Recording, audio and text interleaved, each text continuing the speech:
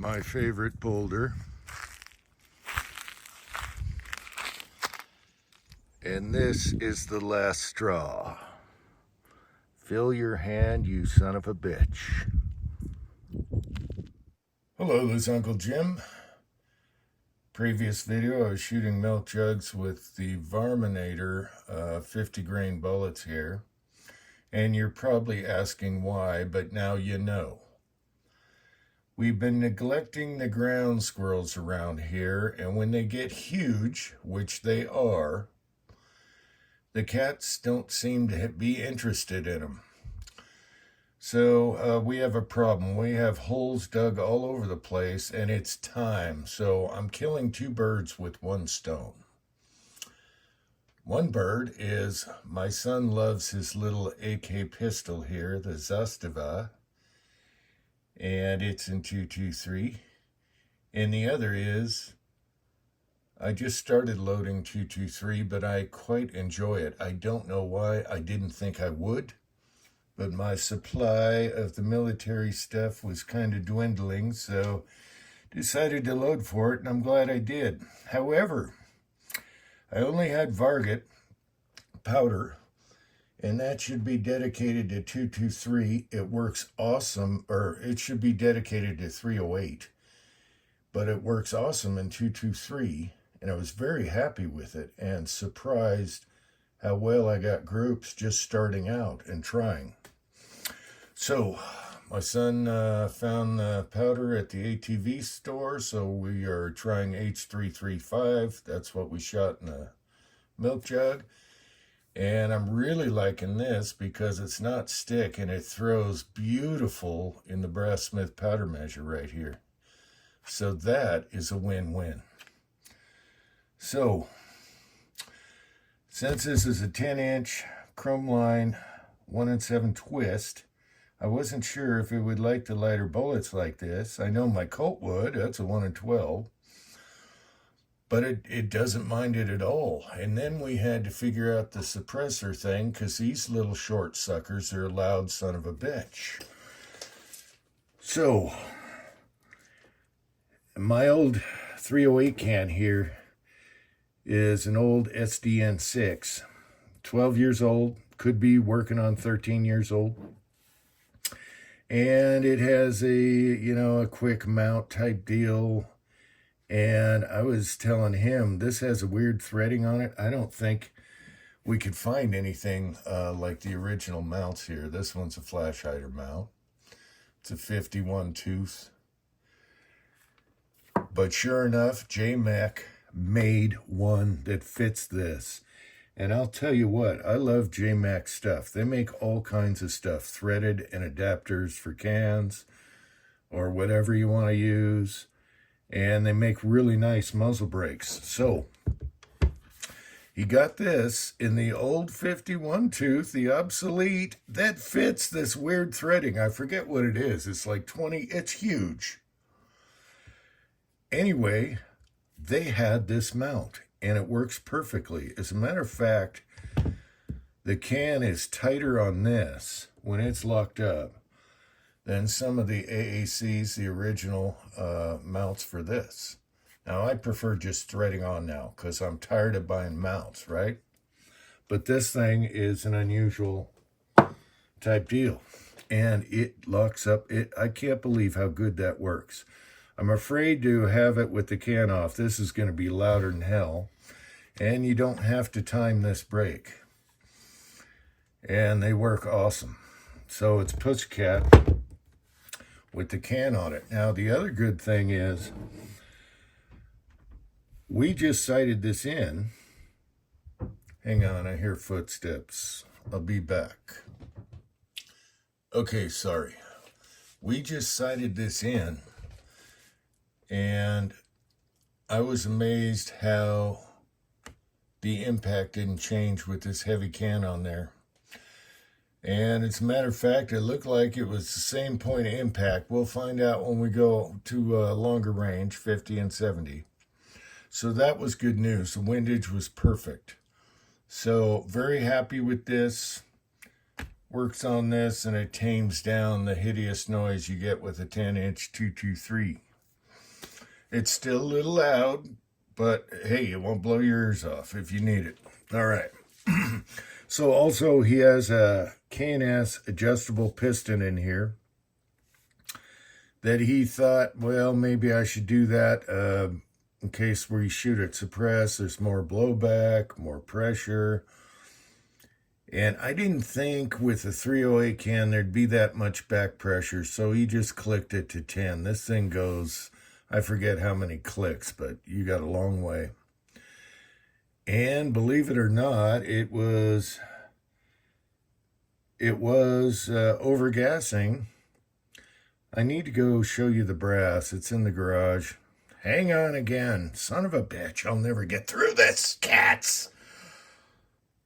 Okay, before I go out and get that brass, why are we shooting ground squirrels with 223? The reason is, usually I use 22, okay, and I bagged a lot of them. A lot of bastards in the garden, all that. And super quiet. However, this is more fun. To explode the bastards. And no ricochets off the boulders, because they run along the boulders, okay? So you got to catch them just right. I don't bait. I don't put food out. None of that stuff. But they'll run across the boulders there, and you got to tag them. Hopefully, they'll look up at you, and then, boom, you tag them so you don't get hit in a boulder. Otherwise, I got to wait until they get to the dirt, and I just follow them with a rifle and then double tap them. Well, with the boulders, if you use these Varminators, I also have Varmageddon bullets, and I have lighter Varmageddon in 5.7 caliber, and they all work great. So that's my thinking. More fun, more explosion, less ricochets, okay? Less ricochet issues. So now we can just go at them. And the way this is sighted in right now for squirrel range is how we sighted it in just below the bull, about that much. I could show you the target. I probably showed anyway. If he does a headshot, he's just going to hit top of the chest, base of the neck, and just take the whole thing clean off without hitting a boulder. If he stands up and does the peekaboo thing. So that's our thinking versus 22. 22 super quiet, but this is more fun. And it's for the son because he loves this gun. If that makes sense and rhymes. All right. Let me go show you the other brass. Okay, so I got the brass to show you with the gas, but let's backtrack a minute. This model of Zastava here, what is it? ZPAP 85. It comes with a booster brake. Okay, so this comes on the muzzle here and clicks into your sight like a slant brake. And this is designed to make sure the gun cycles with a shorter barrel. It's a booster brake. All right, it's kind of funky.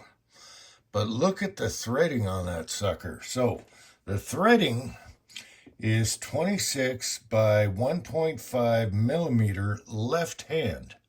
And good luck finding that for my can. However, JMac comes to the rescue, and it's perfect.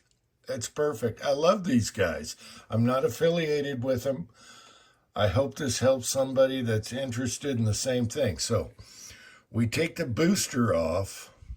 Well, first, with the booster, it did not harm the brass whatsoever. It flinged them about 25 feet or 30 feet, whatever, like AKs do. And it was just fine. And it actually blasted a lot of the noise forward, okay? So that's how they come. And, you know, it's kind of heavy. It's kind of heavy. And so we put this JMac on here, which is probably a little lighter here, that fits on my old AAC SDN6. Boom, boom. And we got surprising more blowback than we thought.